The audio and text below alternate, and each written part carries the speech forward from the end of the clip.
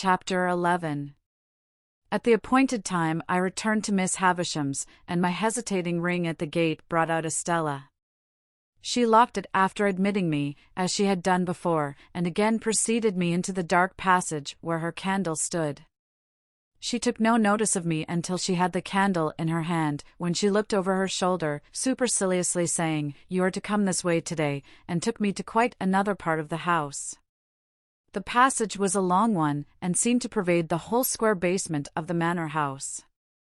We traversed but one side of the square, however, and at the end of it she stopped, and put her candle down and opened a door. Here, the daylight reappeared, and I found myself in a small paved courtyard, the opposite side of which was formed by a detached dwelling house, that looked as if it had once belonged to the manager or head clerk of the extinct brewery. There was a clock in the outer wall of this house. Like the clock in Miss Havisham's room, and like Miss Havisham's watch, it had stopped at 20 minutes to 9. We went in at the door, which stood open, and into a gloomy room with a low ceiling, on the ground floor at the back. There was some company in the room, and Estella said to me as she joined it, "You are to go and stand there, boy, till you are wanted."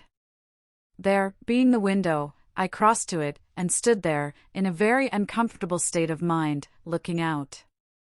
It opened to the ground, and looked into a most miserable corner of the neglected garden, upon a rank ruin of cabbage stalks, and one box tree that had been clipped round long ago, like a pudding, and had a new growth at the top of it, out of shape and of a different colour, as if that part of the pudding had stuck to the saucepan and got burnt. This was my homely thought, as I contemplated the box tree.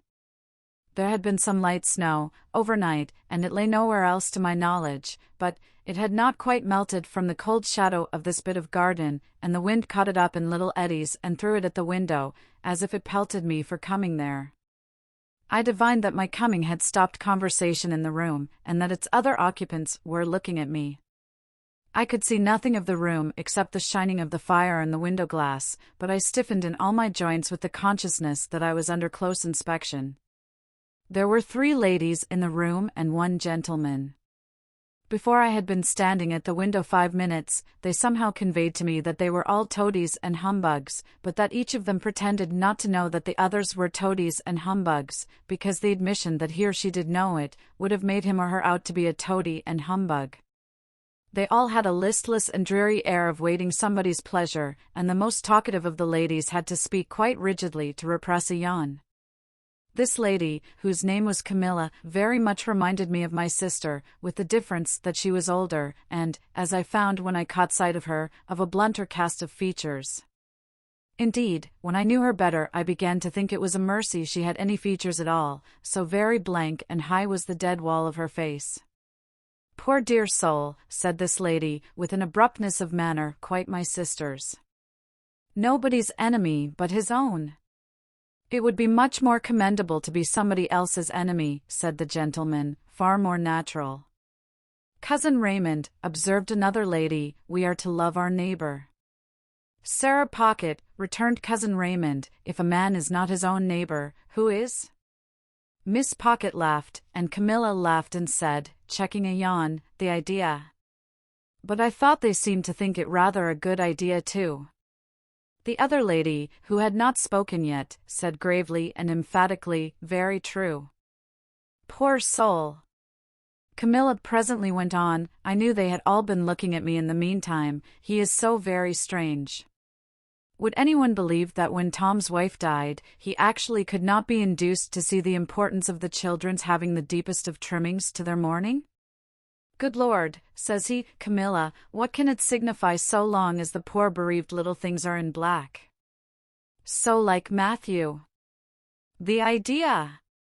"Good points in him, good points in him," said Cousin Raymond. "Heaven forbid I should deny good points in him, but he never had, and he never will have, any sense of the proprieties."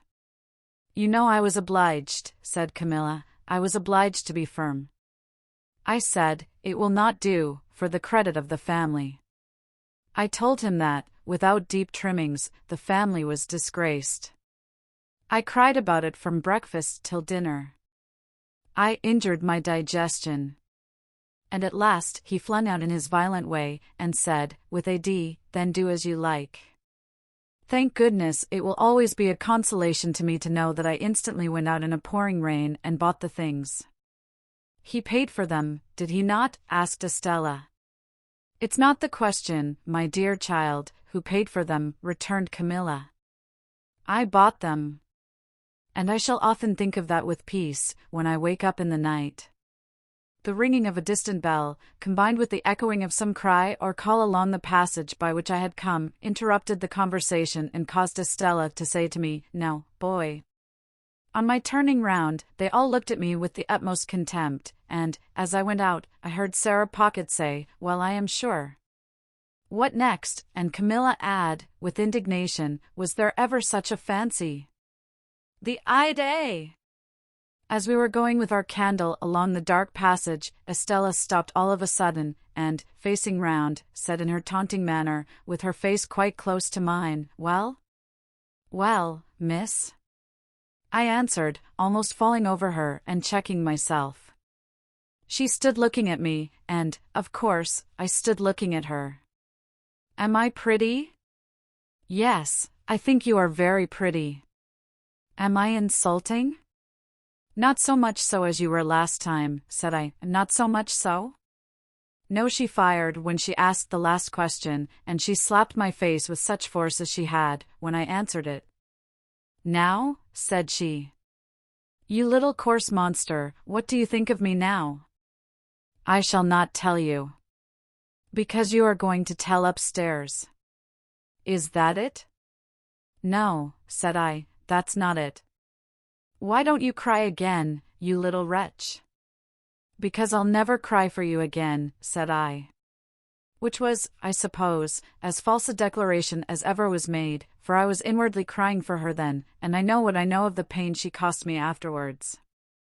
We went on our way upstairs after this episode, and, as we were going up, we met a gentleman groping his way down. "Whom have we here?" asked the gentleman, stopping and looking at me. "A boy," said Estella. He was a burly man of an exceedingly dark complexion, with an exceedingly large head, and a corresponding large hand. He took my chin in his large hand and turned up my face to have a look at me by the light of the candle. He was prematurely bald on the top of his head, and had bushy black eyebrows that wouldn't lie down but stood up bristling. His eyes were set very deep in his head, and were disagreeably sharp and suspicious. He had a large watch chain, and strong black dots where his beard and whiskers would have been if he had let them. He was nothing to me, and I could have had no foresight then that he ever would be anything to me, but it happened that I had this opportunity of observing him well. "Boy of the neighborhood?" "Hey," said he. "Yes, sir," said I. "How do you come here?" "Miss Havisham sent for me, sir," I explained.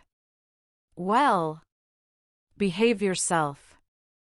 I have a pretty large experience of boys, and you're a bad set of fellows." "Now mind," said he, biting the side of his great forefinger as he frowned at me, "you behave yourself." With those words, he released me, which I was glad of, for his hand smelled of scented soap, and went his way downstairs. I wondered whether he could be a doctor, but no, I thought, he couldn't be a doctor, or he would have a quieter and more persuasive manner. There was not much time to consider the subject, for we were soon in Miss Havisham's room, where she and everything else were just as I had left them. Estella left me standing near the door, and I stood there until Miss Havisham cast her eyes upon me from the dressing-table. "So," she said, without being startled or surprised, "the days have worn away, have they?" "Yes, ma'am." "Today isn't there," with the impatient movement of her fingers. "I don't want to know." "Are you ready to play?" I was obliged to answer in some confusion, "I don't think I am, ma'am." "Not at cards again?" she demanded, with a searching look. "Yes, ma'am, I could do that, if I was wanted." "Since this house strikes you old and grave, boy," said Miss Havisham, impatiently, "and you are unwilling to play, are you willing to work?" I could answer this inquiry with a better heart than I had been able to find for the other question, and I said I was quite willing. "Then go into that opposite room," said she, pointing at the door behind me with her withered hand, "and wait there till I come." I crossed the staircase landing and entered the room she indicated. From that room, too, the daylight was completely excluded, and it had an airless smell that was oppressive. A fire had been lately kindled in the damp old-fashioned grate, and it was more disposed to go out than to burn up, and the reluctant smoke which hung in the room seemed colder than the clearer air, like our own marsh mist. Certain wintry branches of candles on the high chimney-piece faintly lighted the chamber, or it would be more expressive to say, faintly troubled its darkness. It was spacious, and I dare say had once been handsome, but every discernible thing in it was covered with dust and mold, and dropping to pieces. The most prominent object was a long table with a tablecloth spread on it, as if a feast had been in preparation when the house and the clocks all stopped together. An apron or centerpiece of some kind was in the middle of this cloth. It was so heavily overhung with cobwebs that its form was quite undistinguishable, and, as I looked along the yellow expanse out of which I remember it seeming to grow, like a black fungus, I saw speckle-legged spiders with blotchy bodies running home to it, and running out from it, as if some circumstances of the greatest public importance had just transpired in the spider community. I heard the mice, too, rattling behind the panels, as if the same occurrence were important to their interests. But the black beetles took no notice of the agitation, and groped about the hearth in a ponderous elderly way, as if they were short-sighted and hard of hearing, and not on terms with one another. These crawling things had fascinated my attention, and I was watching them from a distance, when Miss Havisham laid a hand upon my shoulder. In her other hand she had a crutch-headed stick on which she leaned, and she looked like the witch of the place. "This," said she, pointing to the long table with her stick, "is where I will be laid when I am dead. They shall come and look at me here." With some vague misgiving that she might get upon the table then and there and die at once, the complete realization of the ghastly waxwork at the fair, I shrank under her touch. "What do you think that is?" she asked me, again pointing with her stick. "That, where those cobwebs are?" "I can't guess what it is, ma'am." "It's a great cake. A bride cake." "Mine." She looked all round the room in a glaring manner, and then said, leaning on me while her hand twitched my shoulder, "Come, come, come. Walk me, walk me." I made up from this, that the work I had to do was to walk Miss Havisham round and round the room. Accordingly, I started at once, and she leaned upon my shoulder, and we went away at a pace that might have been an imitation, founded on my first impulse under that roof, of Mr. Pumblechook's chaise cart. She was not physically strong, and after a little time said, "Slower." Still, we went at an impatient fitful speed, and as we went, she twitched the hand upon my shoulder, and worked her mouth, and led me to believe that we were going fast because her thoughts went fast. After a while she said, "Call Estella," so I went out on the landing and roared that name as I had done on the previous occasion. When her light appeared, I returned to Miss Havisham, and we started away again round and round the room. If only Estella had come to be a spectator of our proceedings, I should have felt sufficiently discontented, but as she brought with her the 3 ladies and the gentleman whom I had seen below, I didn't know what to do. In my politeness, I would have stopped, but Miss Havisham twitched my shoulder, and we posted on, with a shamefaced consciousness on my part that they would think it was all my doing. "Dear Miss Havisham," said Miss Sarah Pocket, "how well you look." "I do not," returned Miss Havisham. "I am yellow skin and bone." Camilla brightened when Miss Pocket met with this rebuff, and she murmured, as she plaintively contemplated Miss Havisham, "Poor dear soul. Certainly not to be expected to look well, poor thing. The idea!" "And how are you?" said Miss Havisham to Camilla. As we were close to Camilla then, I would have stopped as a matter of course, only Miss Havisham wouldn't stop. We swept on, and I felt that I was highly obnoxious to Camilla. "Thank you, Miss Havisham," she returned, "I am as well as can be expected." "Why, what's the matter with you?" asked Miss Havisham, with exceeding sharpness. "Nothing worth mentioning," replied Camilla.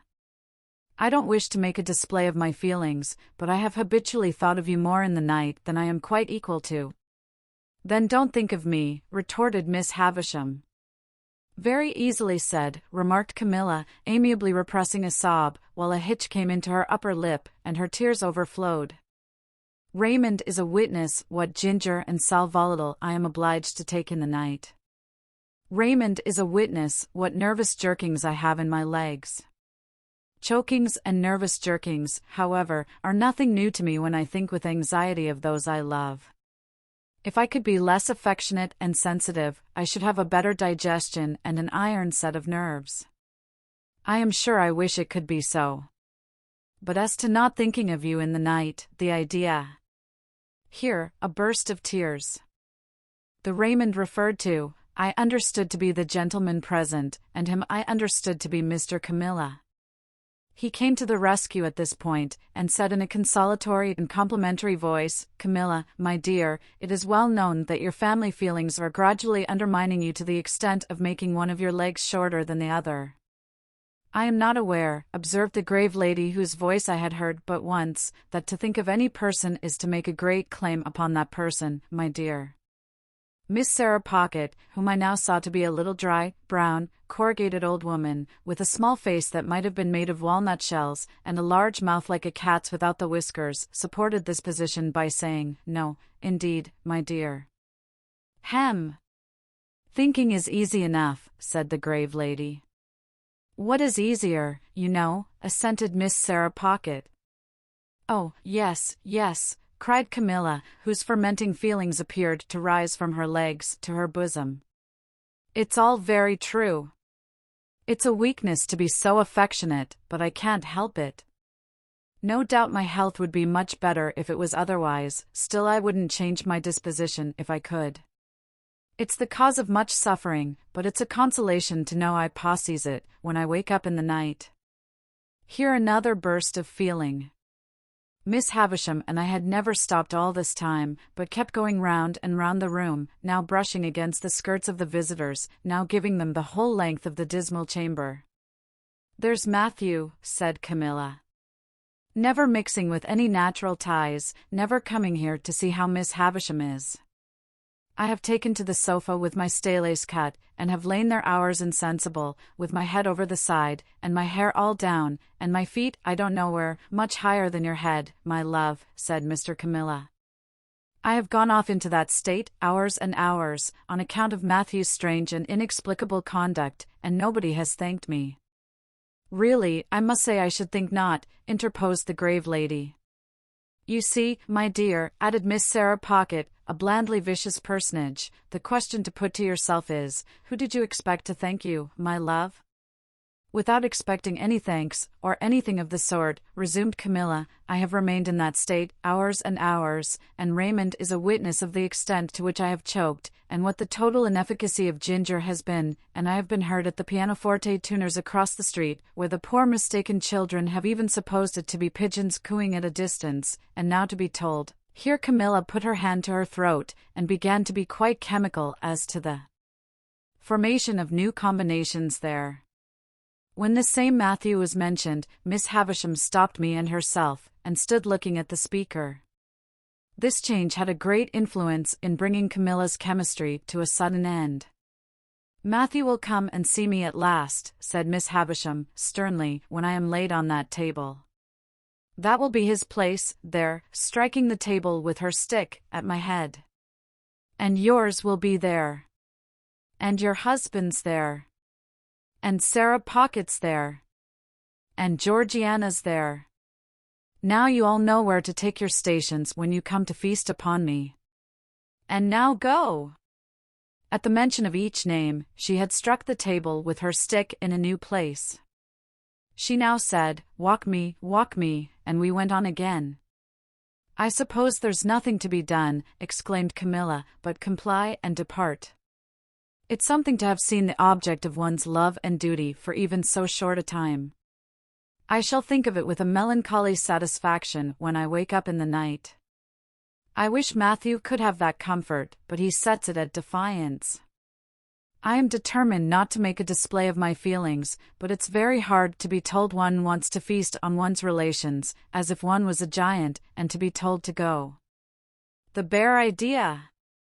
Mr. Camilla interposing, as Mrs. Camilla laid her hand upon her heaving bosom, that lady assumed an unnatural fortitude of manner which I supposed to be expressive of an intention to drop and choke when out of view, and kissing her hand to Miss Havisham, was escorted forth. Sarah Pocket and Georgiana contended who should remain last, but Sarah was too knowing to be outdone, and ambled round Georgiana with that artful slipperiness that the latter was obliged to take precedence. Sarah Pocket then made her separate effect of departing with, "Bless you, Miss Havisham dear," and with a smile of forgiving pity on her walnut-shell countenance for the weaknesses of the rest. While Estella was away lighting them down, Miss Havisham still walked with her hand on my shoulder, but more and more slowly. At last she stopped before the fire, and said, after muttering and looking at it some seconds, "This is my birthday, Pip." I was going to wish her many happy returns, when she lifted her stick. "I don't suffer it to be spoken of. I don't suffer those who are here just now, or anyone to speak of it. They come here on the day, but they dare not refer to it. Of course I made no further effort to refer to it. On this day of the year, long before you were born, this heap of decay," stabbing with her crutched stick at the pile of cobwebs on the table, but not touching it, "was brought here. It and I have worn away together. The mice have gnawed at it, and sharper teeth than teeth of mice have gnawed at me." She held the head of her stick against her heart as she stood looking at the table, she in her once white dress, all yellow and withered, the once white cloth all yellow and withered, everything around in a state to crumble under a touch. "When the ruin is complete," said she, with a ghastly look, "and when they lay me dead, in my bride's dress on the bride's table, which shall be done, and which will be the finished curse upon him, so much the better if it is done on this day." She stood looking at the table as if she stood looking at her own figure lying there. I remained quiet. Estella returned, and she too remained quiet. It seemed to me that we continued thus for a long time.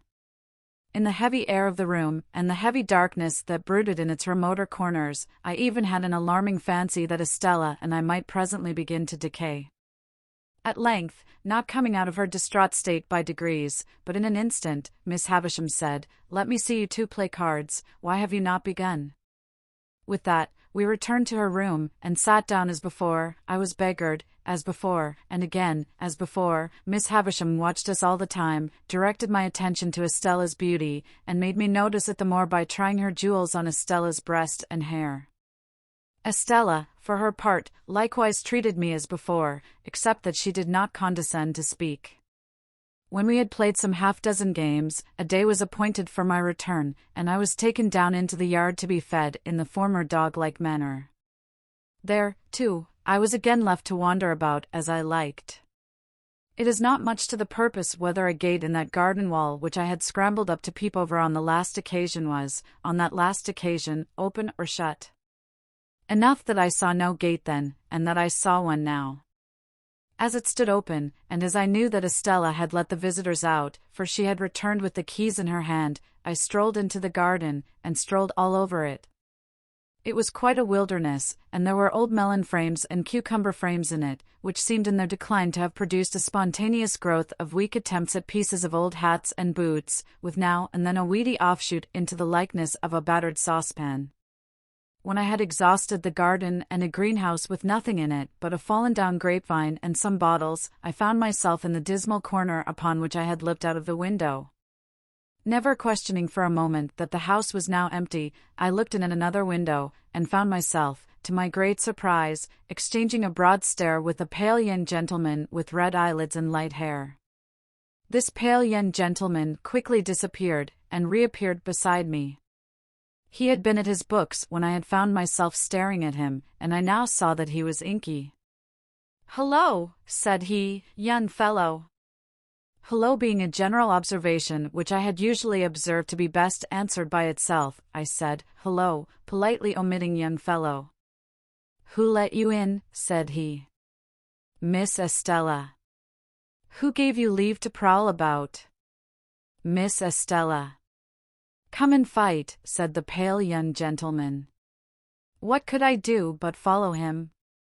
I have often asked myself the question since, but what else could I do? His manner was so final, and I was so astonished, that I followed where he led, as if I had been under a spell. "Stop a minute, though," he said, wheeling round before we had gone many paces. "I ought to give you a reason for fighting, too. There it is." In a most irritating manner he instantly slapped his hands against one another, daintily flung one of his legs up behind him, pulled my hair, slapped his hands again, dipped his head, and butted it into my stomach. The bull-like proceeding last mentioned, besides that it was unquestionably to be regarded in the light of a liberty, was particularly disagreeable just after bread and meat. I therefore hit out at him and was going to hit out again, when he said, "Aha! Would you?" and began dancing backwards and forwards in a manner quite unparalleled within my limited experience. "Laws of the game," said he. Here, he skipped from his left leg onto his right. "Regular rules." Here, he skipped from his right leg onto his left. "Come to the ground, and go through the preliminaries." Here, he dodged backwards and forwards, and did all sorts of things, while I looked helplessly at him. I was secretly afraid of him when I saw him so dexterous, but I felt morally and physically convinced that his light head of hair could have had no business in the pit of my stomach, and that I had a right to consider it irrelevant when so obtruded on my attention. Therefore, I followed him without a word, to a retired nook of the garden, formed by the junction of two walls and screened by some rubbish. On his asking me if I was satisfied with the ground, and on my replying yes, he begged my leave to absent himself for a moment, and quickly returned with a bottle of water and a sponge dipped in vinegar. "Available for both," he said, placing these against the wall. And then fell to pulling off, not only his jacket and waistcoat, but his shirt too, in a manner at once light-hearted, businesslike, and bloodthirsty. Although he did not look very healthy, having pimples on his face, and a breaking out at his mouth, these dreadful preparations quite appalled me. I judged him to be about my own age, but he was much taller, and he had a way of spinning himself about that was full of appearance.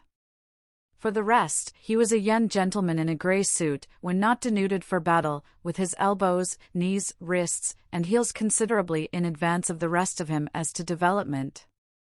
My heart failed me when I saw him squaring at me with every demonstration of mechanical nicety, and eyeing my anatomy as if he were minutely choosing his bone. I never have been so surprised in my life, as I was when I let out the first blow, and saw him lying on his back, looking up at me with a bloody nose and his face exceedingly foreshortened. But he was on his feet directly, and after sponging himself with a great show of dexterity began squaring again. The second greatest surprise I have ever had in my life was seeing him on his back again, looking up at me out of a black eye. His spirit inspired me with great respect. He seemed to have no strength, and he never once hit me hard, and he was always knocked down, but he would be up again in a moment, sponging himself or drinking out of the water bottle, with the greatest satisfaction in seconding himself according to form, and then came at me with an air and a show that made me believe he really was going to do for me at last. He got heavily bruised, for I am sorry to record that the more I hit him, the harder I hit him, but he came up again and again and again, until at last he got a bad fall with the back of his head against the wall. Even after that crisis in our affairs, he got up and turned round and round confusedly a few times, not knowing where I was, but finally went on his knees to his sponge and threw it up, at the same time panting out, "That means you have won." He seemed so brave and innocent, that although I had not proposed the contest, I felt but a gloomy satisfaction in my victory. Indeed, I go so far as to hope that I regarded myself while dressing as a species of savage young wolf or other wild beast. However, I got dressed, darkly wiping my sanguinary face at intervals, and I said, "Can I help you?" And he said, "No thank ye," and I said, "Good afternoon," and he said, "Same to you." When I got into the courtyard, I found Estella waiting with the keys. But she neither asked me where I had been, nor why I had kept her waiting, and there was a bright flush upon her face, as though something had happened to delight her. Instead of going straight to the gate, too, she stepped back into the passage, and beckoned me. "Come here. You may kiss me, if you like." I kissed her cheek as she turned it to me.